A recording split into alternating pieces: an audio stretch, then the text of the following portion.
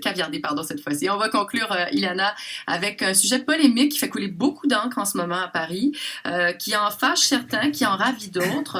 On savait, Louis Ferdinand, pardon, Céline, antisémite, mais une enquête, si vous voulez, un bouquin, Céline, la race et le juif, coécrit par Pierre-André Taguieff et Annick Durafour, semble vraiment relancer la polémique.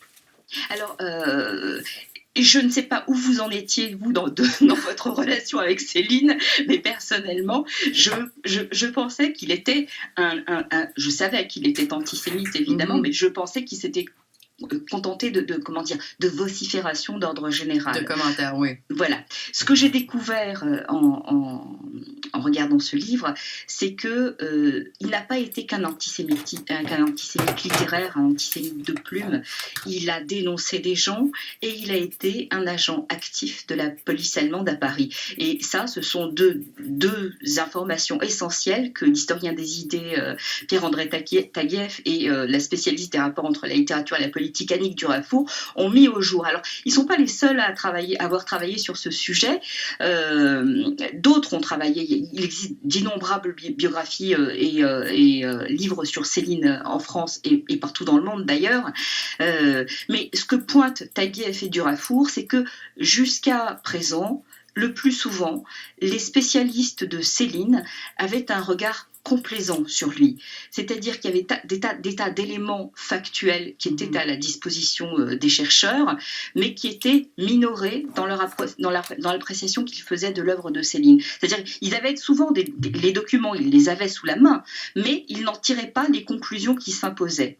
Et ce qu'ils ont cherché à faire, c'est faire une somme définitive sur les rapports de Céline avec le racisme, l'antisémitisme, les juifs. Alors, le livre est dédié à un certain docteur Hogarth.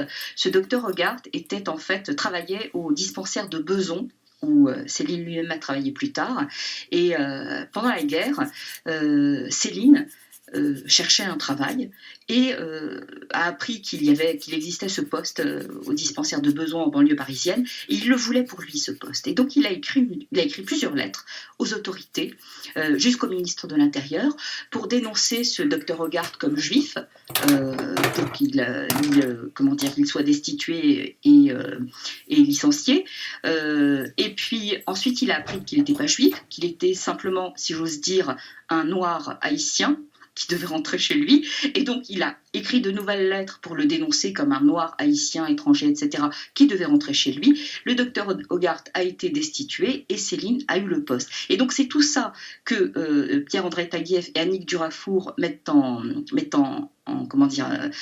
valeur en insistant beaucoup sur le fait que les chercheurs jusqu'à présent n'ont pas pris la pleine mesure ou n'ont pas voulu prendre la pleine mesure de l'antisémitisme et du racisme de Céline. Parce qu'en fait, il y a une sorte de célinophilie en France, c'est-à-dire c'est très tendance de dire qu'on aime Céline, parce qu'on a l'impression comme ça d'être un peu un rebelle, qu'on est ouvert d'esprit, que toutes ces choses de racisme et d'antisémitisme, bien sûr, mais quel style. Voilà, c'est de bon ton de s'extasier sur le style de Céline, mais ce que pointent Taguieff et Durafour, c'est que il faut peut-être s'extasier sur le style de Céline et sur son œuvre littéraire, en tout cas une partie d'entre elles, Le voyage au bout de la nuit et Mort à crédit, mais qu'il ne faut pas oublier qu'il a été d'abord et avant tout un antisémite actif.